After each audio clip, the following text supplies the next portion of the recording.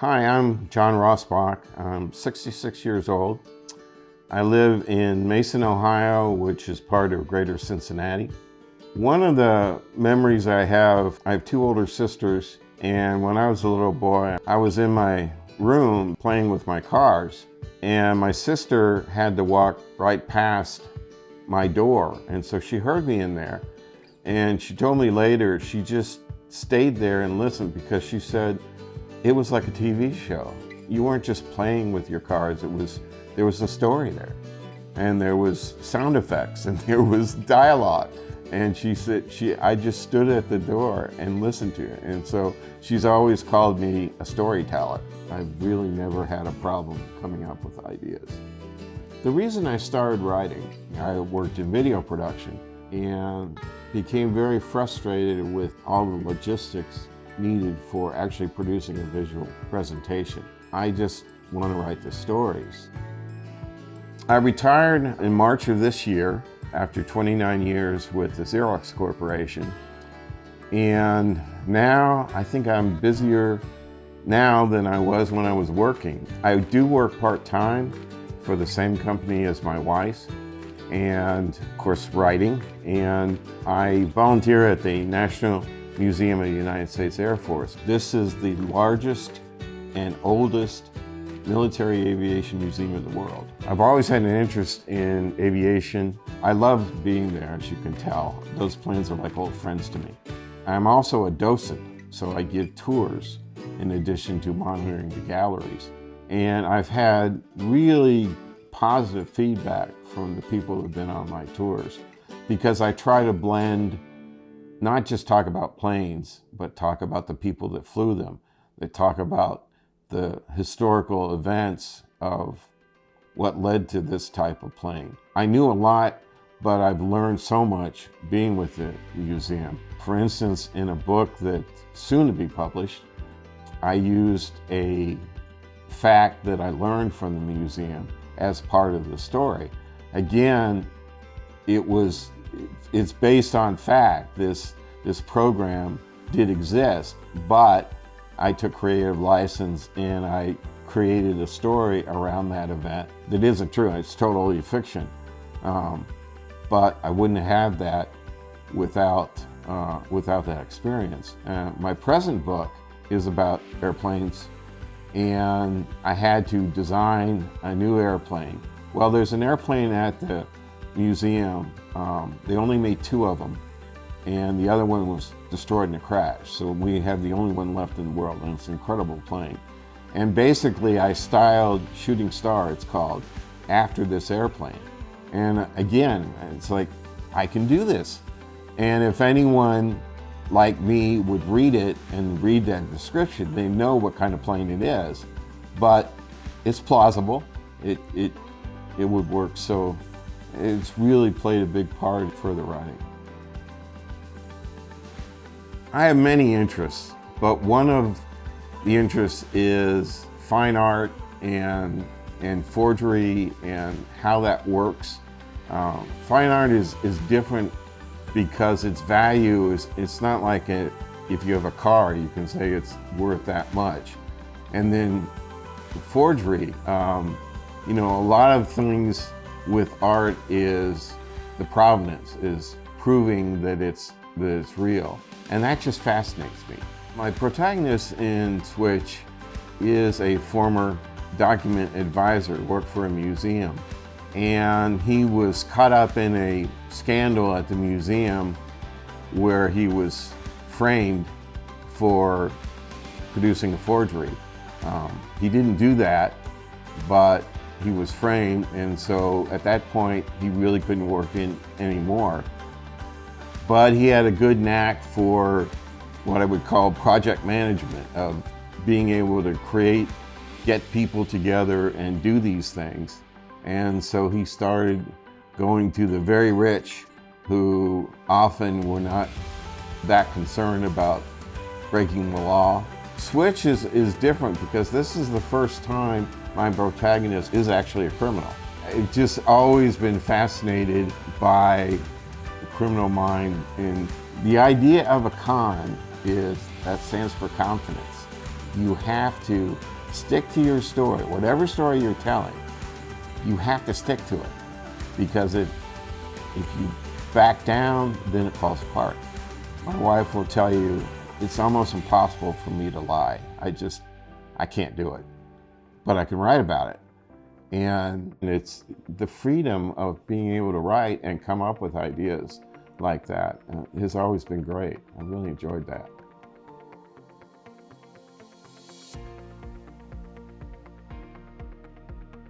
What I really like about Switch, one of the things is you have two switches, two operations.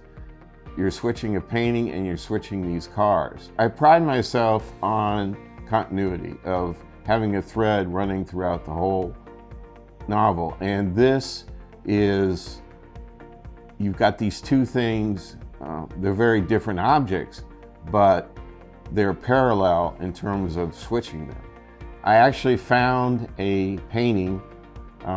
It was a Monet, but a very early one, and that's what I use in the book, and that is an actual painting.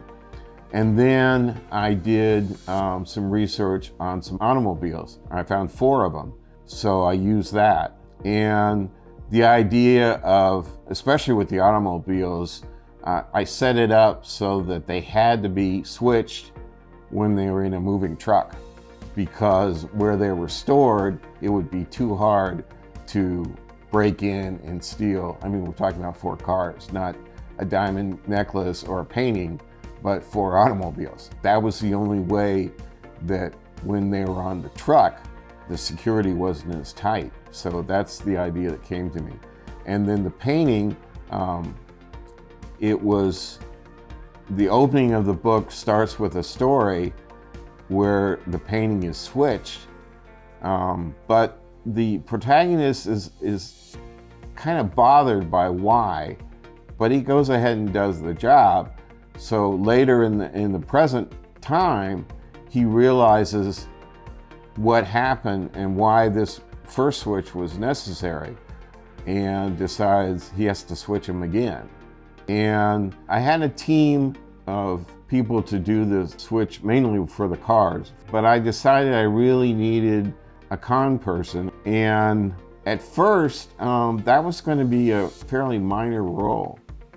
And as I was writing the story, I thought she needs to have more of a part in, and she actually is involved with both operations. And she is the way that they do the second switch with the painting. She is really key to making that happen. When she's first introduced, she comes up with a con involving the protagonist, which is something he had never done before. He's a behind the scenes kind of person, but she involves him. And so that was kind of neat, because the role started out pretty minor, but I thought, no, she's a major character. I went a lot into her background and how she got involved with this, and she had kind of a code or ethics. She didn't con little old ladies out of their pension. She hit the very rich, who, in her mind, deserved to get fleeced. And so that character became more and more interesting to me, and I thought it was a good addition to the story. My books are primarily plot driven. I mean, I'm telling a story, but I figure you have to have real characters. You can't have just cut out or cardboard characters. I use my experiences, my personal experiences with relationships I've had or things I've thought about, and I felt it was important. Every major character needed to have a story behind of what motivated them, what conflicts they were dealing with. The protagonist, since he's in a life of crime now, he really can't have a normal life, and that means he can't have relationships. And that's discussed because he's kind of stuck there. I mean, he can't go out with someone and say, oh, by the way, I'm a criminal mastermind. So that's a real conflict for him. And the other characters really are involved in things. He has a relationship with the thief who's part of the team, and there's kind of an attraction there from both sides, but they can't enter into a substantial relationship. And so there's a lot of cat and mouse, and the protagonist even says, I don't really know what this is about. I know I have an attraction to her, but it's very complicated. I think you need that in a story. You can't just tell a story. You can't just have a plot. You have to have characters that the reader are interested in, that could identify with, and things like that. I've always been fascinated with technologies. Cars, planes, computers, any kind of technology. And I love heist films or heist books where they've got to penetrate a facility and deactivate the alarms. And I just love that kind of thing, that Mission Impossible kind of thing. But I realized that you can get too technical, and that's going to turn a reader off.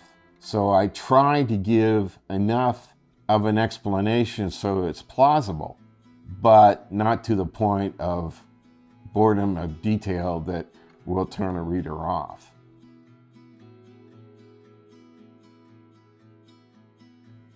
I have to have an idea that I think would be a novel. I never write down an outline. I've never done that because I spend a lot of time just doing my daily life and getting that framework.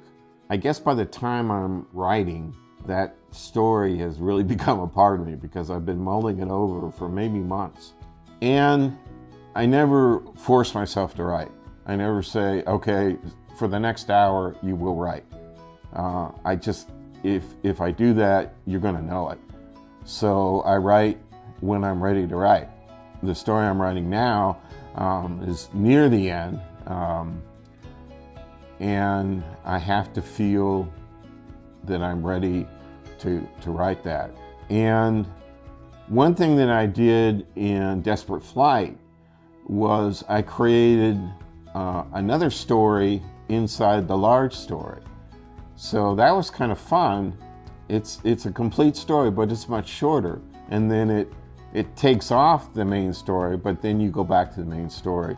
When I get to like about the 2/3 point of the book, I usually stop and there's a pause there. And it's not writer's block. I've never really experienced writer's block, but it's like, okay, I'm at point R and I need to go to S, but I'm not sure exactly how to do that. So I need some time to come up with that. I'm in the process now of, after Switch came out, I have another book that is written. It's called Tales of the Auto Marine. And so that will be published soon.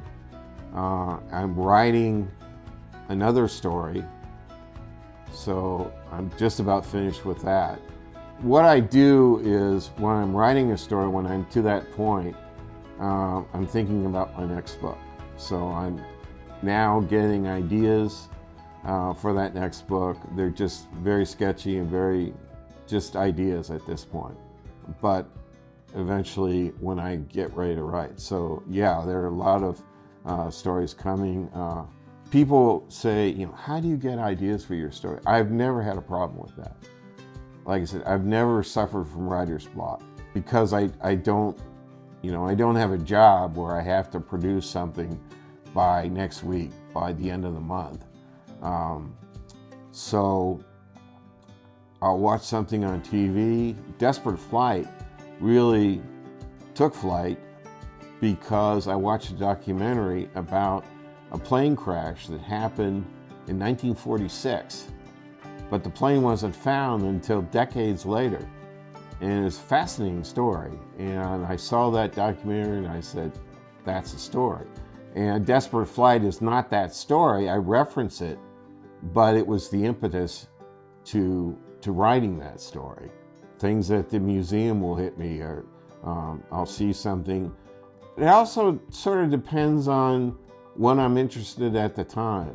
You know, if I'm watching a lot of heist films, that's where Switch came from. I was watching a lot of them, downloaded some books about it, and so that was really in my mind.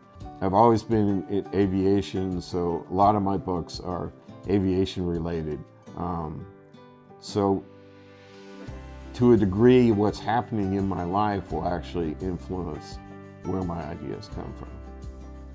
The book that's going to come out is actually based on a Hot Wheels car that I had as a child, and eventually came into a story idea, and I think a really interesting story. But I mean, it was a die-cast car from, you know, when I was, I don't know, 10 or something. My present book, I wanted to write another book, and I had a story in mind. And I was kind of fooling myself because it really wasn't enough for a novel. But I'll start with that. So I was playing around with that, and I think in the back of my mind I knew you really need something else. Well, I saw a documentary, and I watched that and I said, that's it, that's what I need. So that's what the story is about. So then the whole novel came about. So these other story elements were part of that original idea. So they're included as side stories, as little stories within the story. So I did use them, but I needed something else to really make it a full story. I just want to entertain people. I want them to read these stories and enjoy the stories. I try to make it interesting. I try to have characters that are interesting. I just want people to read a good story, enjoy it, and hopefully read more of them as they come out.